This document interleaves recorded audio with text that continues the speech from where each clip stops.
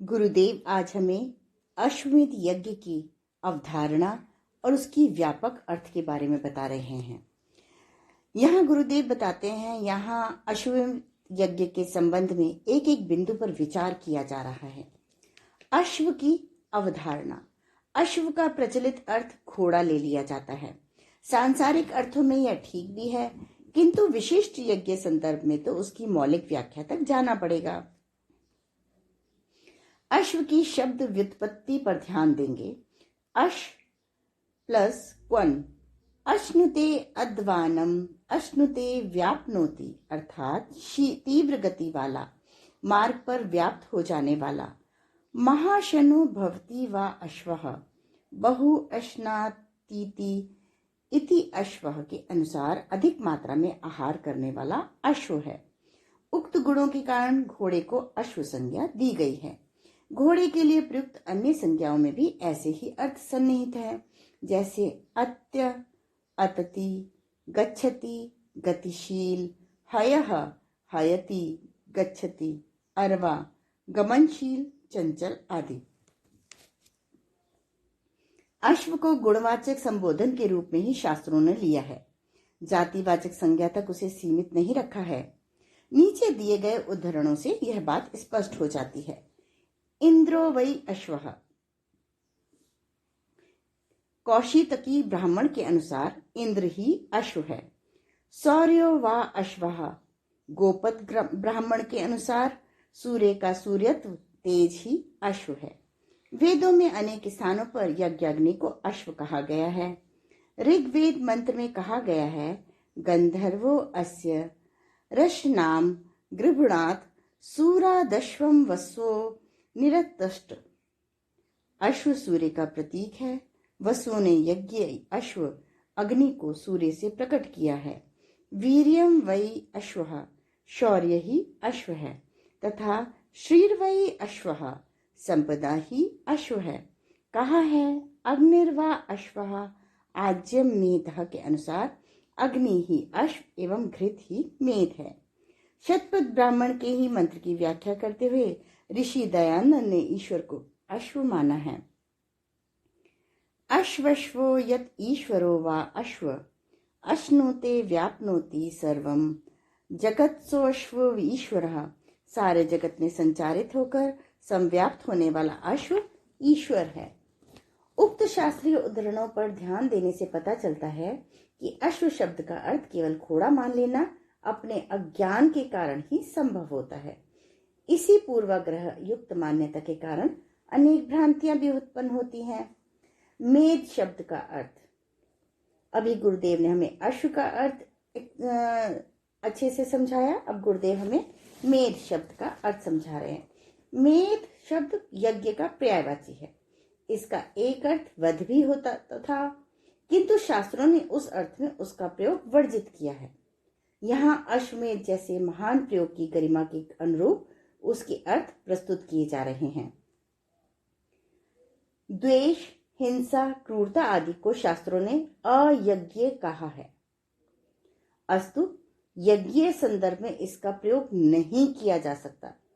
मेध का अर्थ हिंसा अमान्य कर देने पर उसका यथार्थ अर्थ मेधा संवर्धन तथा संगम संगतिकरण ही रह जाता है।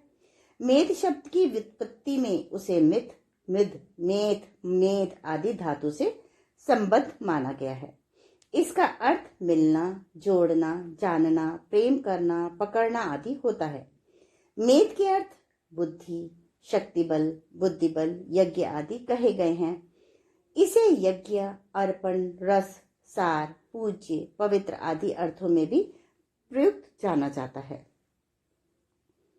वाजस्नेयी संहिता के 32वें अध्याय सर्वमेध प्रकरण में मेध का अर्थ उपयुक्त संदर्भों में भी किए जाने का आग्रह भाष्यकारों ने किया है। अश्वमेध का व्यापक अर्थ। ऊपर लिखे शास्त्रीय अर्थों को समझने के बाद अश्वमेध का उसकी गरिमा के अनुरूप अर्थ आसानी से समझ में आ सकता है।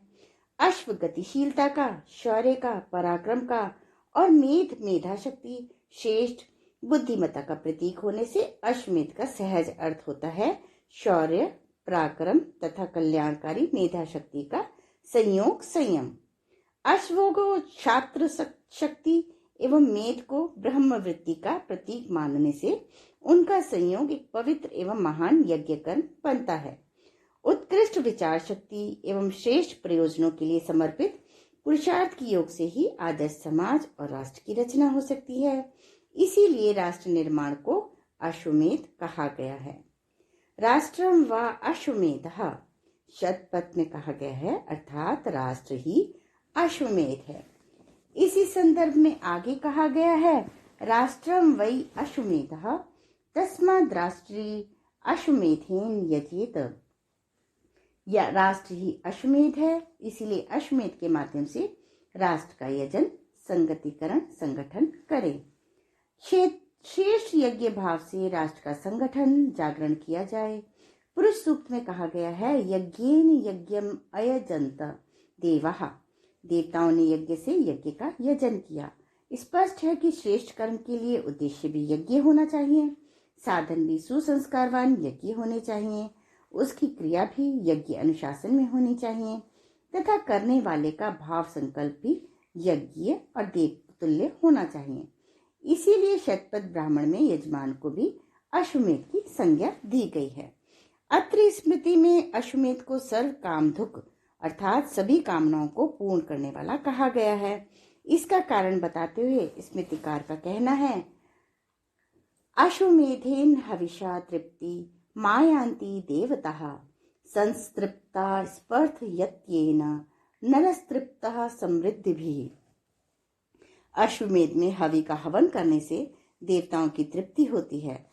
तृप्त होकर देवता मनुष्य को इच्छित समृद्धि कर संतुष्ट करते हैं।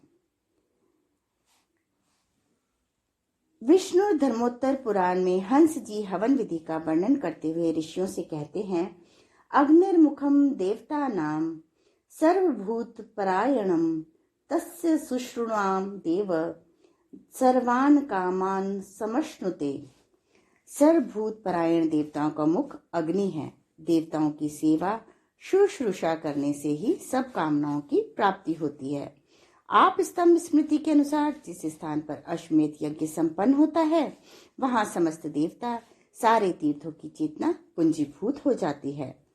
महाभारत में व्यास जी युधिष्ठिर को इसका महात्म्य समझाते हुए कहते हैं, अश्वमेधो ही राजेंद्र पावनः सर्व पाप ममान मनाम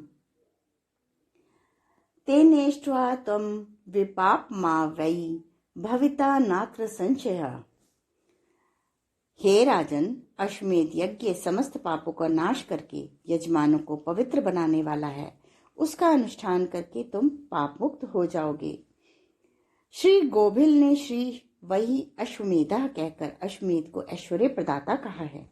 नारदीय पुराण के अनुसार अश्वमेध यज्ञ में हवन की जाने वाली दिव्य औषधियों, दिव्य मंत्रों के सम्मिलित प्रभाव से याजकों में मेधा प्रतिभा का जागरण होता है, रोगों का नाश होकर आयु बढ़ती है। महर्षि कात्यायन ने अश्वमेध के यजन को सुसंस्थिति, चिरस्थायी समृद्धि प्रदान करने वाले के साथ स्वर्ग तक आत्मा को पहुंचाने वाला वाहन कहा है।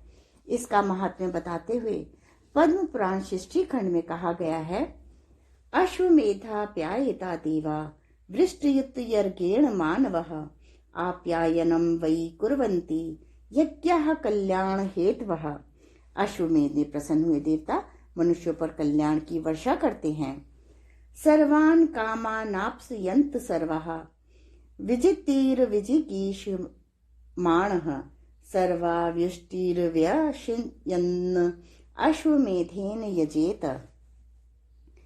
अश्वमेध यज्ञ करने से सभी कामनाओं की प्राप्ति होती है तथा सर्वत्र विजय होती है।